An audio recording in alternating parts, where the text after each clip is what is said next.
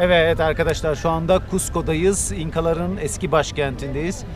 Burası 350 bin insanın yaşadığı, yaklaşık 3500 ile dağların da üstüne çıkarsanız 3800 metre yükseklikte muazzam bir alan. Koloni döneminin evleri var. 16. yüzyılda İspanyollar buraya geliyor ve İnkaların başkentini işgal ediyorlar.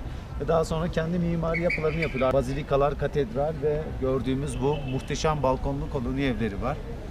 Dediğim gibi 3500-3800 metre yükseklik burası. Geldiğiniz zaman muhakkak nefes almanızda sıkıntı, baş ağrısı, mide bulantısı gibi şeyler yapar. Ben de mesela baş ağrısı yaptı ama bir gün sonra buna adapte oluyorsunuz. Buraya geldiğiniz zaman yemek olarak genelde tavuk, et, balık, vejeteryan her şey var. Binlerce çeşit, zaten dünyaya mısır buradan gelmiş. Birçok mısır çeşidi var. Patates çeşidi var. Yine patatesin ana vatanı burası. Vejeteryan yemekler çok fazla burada. Rahatlıkla bulabilirsiniz. Burası denize uzak olduğu için balığı çok fazla tercih etmedik. Konaklama için ise burada birçok otel seçeneği de var ama genelde hosteller bu rahatlığı, konaklamayı veriyorlar. Birkaç kişi yatıyorsunuz ama aynı odada.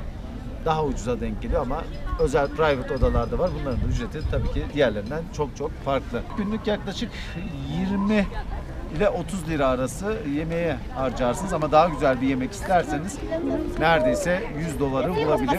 Yani her fiyata göre yemek burada mevcut.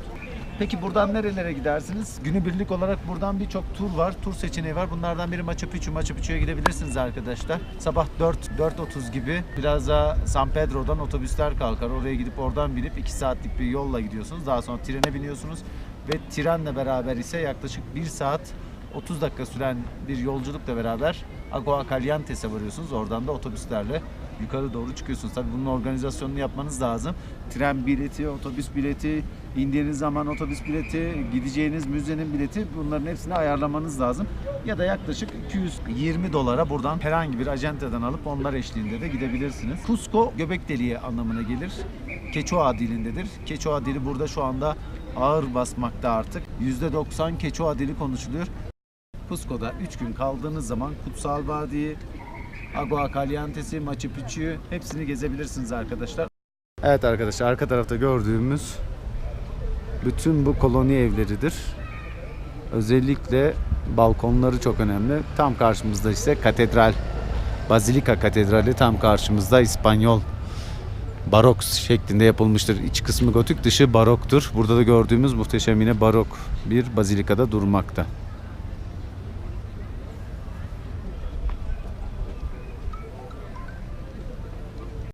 Evet, şu anda Cusco'daki Cristo Blanco'dayız. Beyaz İsa demek. Aşağısı da Cusco manzarası. İnkalarda mimari yapı muhteşem bir düzeye, doruğa ulaşmıştır. O kadar inanılmaz binalar yapmışlardır ki hala günümüzde sapasağlam ayaktadır bu binaların birçoğu. İşte hemen sağ tarafımızda gördüğümüz bu binalar kilit taşıyla yapılmış, herhangi bir harç kullanılmadan yapılmış ve dümdüzdür yapı. Yamuk yumuk şekiller tamamı birbirine oturmuştur. Araya insan saçı bile giremez. Şu an gördüğümüz 8 köşeli en önemli taşlardan biridir Cusco'da.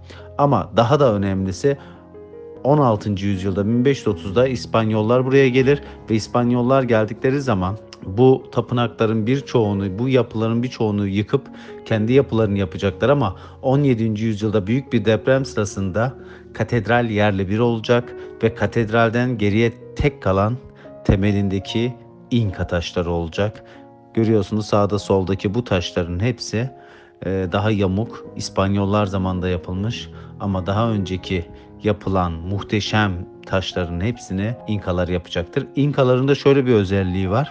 Yapılan binanın değerine göre kaliteli bir işçilik sunarlar. Daha önemli, kudretli bir yapı yapılıyor. Örneğin işte Sol Tapınağı'nda jilet gibi tertemiz, pürüzsüz yapılar yapıyorlar. Ama daha böyle bir memurun yaşayacağı evse daha özensiz bir ev olabiliyor görüntü olarak. Ama İnkalar zamanında kızak sistemini kullanmışlar.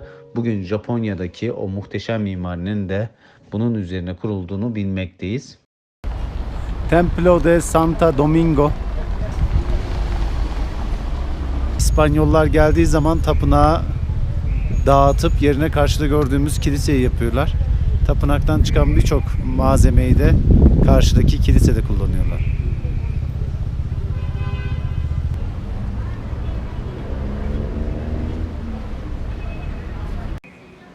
tapınağın bahçe kısmı. Şu anda Cusco'daki Güneş Tapınağı'nın olduğu yere geldik.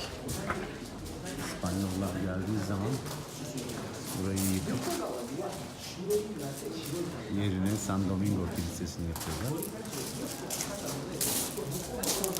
Burada gördüğünüz bütün taşlar eril ve dişil taşlar. Örneğin hemen şu gördüğünüz taş eril ve dişil taş. Birbirine geçme sistemiyle yapılıyor. Buradaki o muhteşem mimarinin sebebi bu. Tabii bu taşların hepsi 18 kilometre öteden getiriliyor. Atahualpa emri veriyor. Bu taşların muhteşem bir mimari yapılması için. Ve bu mimaride kullanılan taşlar granit taşları, siyah granit buraya kadar getiriliyor. Pürüzsüz bir şekilde yapılıyor. Ve bunlar depreme inanılmaz dayanıklı. Gördüğümüz kızak sistemiyle yapılmış. Herhangi bir deprem sırasında, ki burada çok deprem olur, yıkılmıyor. Hatta 1650 yılındaki depremde İspanyolların yaptığı bütün her şey yerle bir olurken bu tapınak sapasağlam kalıyor. Tapınağın kilise olmadan önceki orijinal halde bu gördüğünüz gibi. Orta kısım bu avlu. Kenarlar bugün bayağı farklı olsa da orijinali bulmuş. Tapınaktan geriye kalan kısımlar bu gördüğünüz yerler. Birkaç oda kalmış sadece. Geri kalan tamamını yıkıp San Domingo Kilisesi'ne çevirmişler. Sağ üst cephede çok fazla Hristiyanlık diniyle ilgili resim görüyoruz. San Domingo Kilisesi'nin çok güzel bir avlusu var. Pori demek altın demek, Coricancha demek ise altın meydan anlamına geliyor. Bu güneşin simgesi altın olduğu için ve erkeği ifade eder. Bu gördüğünüz yerdir arkadaşlar. Evet, San Domingo Kilisesi'nin çan kulesini görüyoruz. İslami kod edilmemizin sebebi Endülüs'te öğrendikleri teknikleri kullanmışlar. Zamanında buradaki bütün duvarlar altınmış arkadaşlar. Böyle.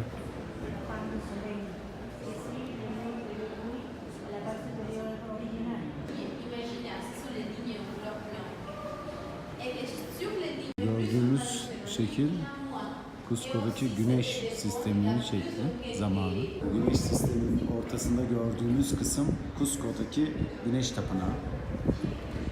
Bu güneş tapınağı etrafındaki çizgiler ve noktalarla buraya birleşiyor. Çizgilere baktığınız zaman İnka yolları hepsi.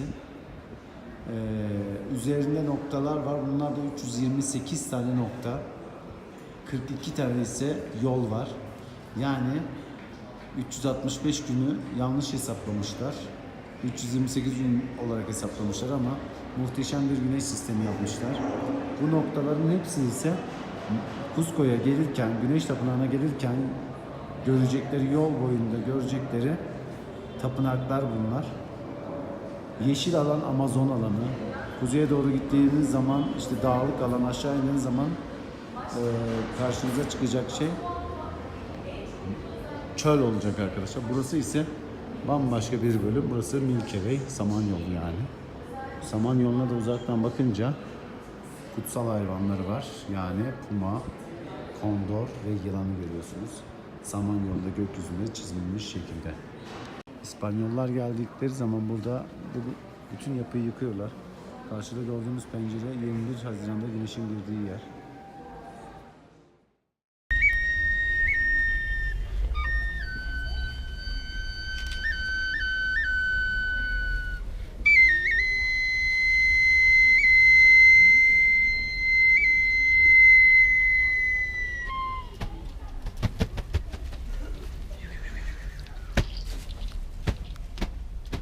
Winti tay tay.